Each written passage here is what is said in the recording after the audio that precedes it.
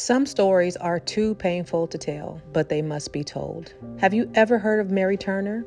She was 8 months pregnant when she was brutally lynched, not because she committed a crime, but because she dared to speak out against the murder of her husband. Her story is one of unspeakable horror, but it's also a reminder of why we must never forget our history. In May 1918, in Brooks County, Georgia, a white plantation owner named Hampton Smith was killed. Instead of conducting a real investigation, white mobs went on a rampage, targeting black men and women with absolutely no evidence. Over a dozen people were lynched in just a few days, and one of them was Hayes Turner, Mary Turner's husband. Mary Turner was only 20 years old, and she was 8 months pregnant when she did something that black women at the time were not supposed to do.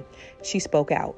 She spoke out loudly, and she spoke out publicly. She demanded justice for her husband's murder, saying the mob had killed an innocent man.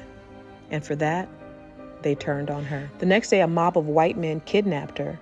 They dragged her to Folsom Bridge near the Little River and did the unthinkable. First, they hung her upside down from a tree, and then they doused her with gasoline, and they set her on fire. While she was still alive, a member of the mob took a knife and sliced open her stomach. Her baby, just weeks from being born, fell to the ground, and then they murdered the baby. A man in the mob stomped on its skull and crushed its head. Then they shot the baby in front of the entire crowd.